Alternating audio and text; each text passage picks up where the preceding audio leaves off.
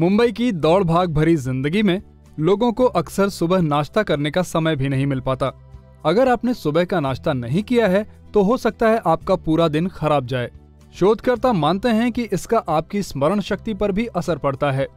लोगों की इन्हीं जरूरतों को देखते हुए कर्नाटक के हसन गांव के रहने वाले दो भाई धर्मू गौड़ा और मोहन गौड़ा पहुंच गए मुंबई, जहां अपने गर्मा गर्म मसालेदार इडली, वड़ा, डोसा और उत्तपम से लोगों का पेट भरने के साथ साथ अपने परिवार का पेट भी भर रहे हैं। पर इनकी शुरुआत इतनी आसान भी नहीं थी। मुंबई में मेरा भाई आया था पहले।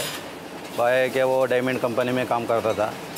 बाद में ऐसे होटल में काम करके हमको भी बुलाया, हम लोग का भी होटल में काम किया।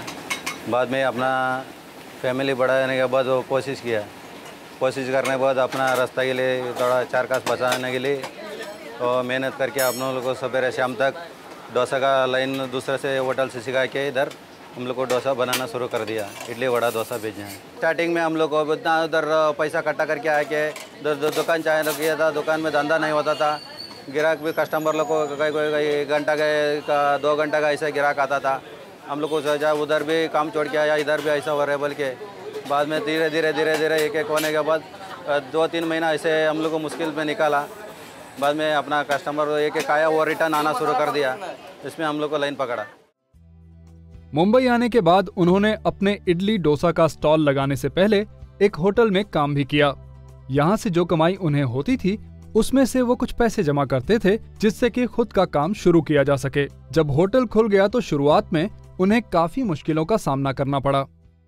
काम करके पहले वो पैसा इकट्ठा किया और वो पैसा में हम लोग को वो सामान ला के सब सेटिंग करके हम लोग को धंधा चालू किया। धीरे धीरे नुकसान, पहले स्टार्टिंग में नुकसान होता गया। अभी क्या वो पूरा बीच में थोड़ा लेवल आना शुरू हो गया। फिर हम लोग अभी फैमिली बढ़ाने के लिए इतना वो कोशिश होने के बाद अपना फैमिली के लिए वो धंधा करके अपना रास्ता वो बच्चा लोग को पढ़ाने में वो करने के लिए लेवल होते गया। अभी ग्राहकों को ध्यान में रखकर वो इडली डोसा बनाते हैं ताकि उन्हें शिकायत का मौका न मिले, क्योंकि ग्राहक उनके लिए भगवान समान हैं। वो रूठे तो उनका कारोबार गया, और कारोबार गया तो परिवार के भरण पोषण का संकट आ सकता है। अभी इधर आके डोसा बनाना शुरू किया। इतना मतलब वो एक डोसा जल जाए तो वो डोसा नहीं देता था हम लोग को। इतना अच्छा डोसा बना के वो गिराक को ना बोलते तो दूसरा बना के देता था। ऐसे गिराक को पकड़ के अभी जब से स्टार्टिंग किया अभी तो ऐसे हम लोग को बना रहे। हम लोग को क्या इतना अच्छा बटर गिटार सब एक नंबर का माल यूज करके हम लोग को कस्टमर को पकड़ के जो पहले से खा रहे वो भी कस्टमर को ढूंढ के आके खाते हैं। इडली डोसा बेचकर धर्मू महीने में स्टॉल का किराया और एम्प्लॉय को पगार देकर 30,000 रुपए की कमाई कर लेते हैं। इसमें से उनका घर खर्च, घर का किराया आदि भरने के बाद उनकी बचत ना के बराबर होती है। छुट्टियों का समय होने की वजह से धर्मू का परिवार फिलहाल गांव गया हुआ है। हम लोग को एफटी गिफ्टी करने के लिए अभी तक बचा नहीं है। क्या अभी स्टार्टिंग में हम लोग अलग अलग हो गया था, उसमें भी उसका भी फैमिली देखना है, अपना भी फैमिली देखना है। हम लोग को दोनों फैमिली है, वो मतलब भाड़ा का रूम में रहते हैं। उधर का भी रेंट भरने के, इधर का भी रेंट भरने के।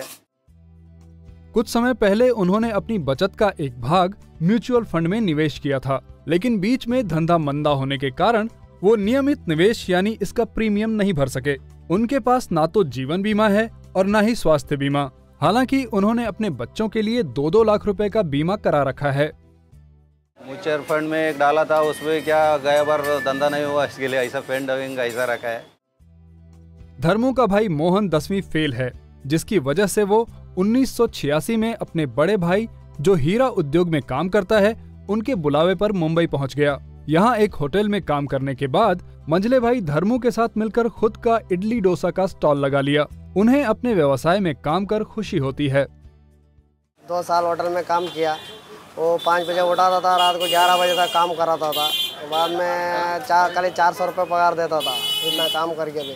बाद में ये लाइन छोड़ के दूसरा लाइन पे आने के बल्कि वो भी छोड़ दिया वो लाइन। बाद में हमको घूम के धंधा करता था। बाद में ऐसे जगह मिल गया तो उधर भी एक जगह डाल दिया, इधर भी कर दिया। उसका बाद में इसको भी लाया। ये भी गांव में ऐसे ही था ना, पढ़ के ऐसे ही रहता था। बाद में हम लोग मिल के थोड़ा करके आगे आया, मेहनत करके। वो मालिक रहेगा तो अपना टेंशन नहीं रहता है, कभी भी चालू करो, कभी भी करो। और दूसरा जगह पे करता रहेगा तो टाइम से करना पड़ता है। वो लोग का किट रहता है और वो लोग को कैसा बोलता है ऐसा सुनना पड़ता है। हम पगार से चाहे हमको कितना मिलता है इतना उसमें खुशी रहता हूँ। मोहन कहते हैं कि उन्होंने अपने लिए 1 लाख रुपए का जीवन बीमा करा रखा था, लेकिन 5-6 साल तक इसका प्रीमियम भरने के बाद उन्होंने इस पॉलिसी को बंद करवा दिया। फिलहाल उनका कोई जीवन बीमा नहीं है। आखिर में वो हमारे एक्सपर्ट से जानना चाहते हैं कि वो अपनी गाढ़ी खून पसीने की कमाई कहाँ निवेश करें।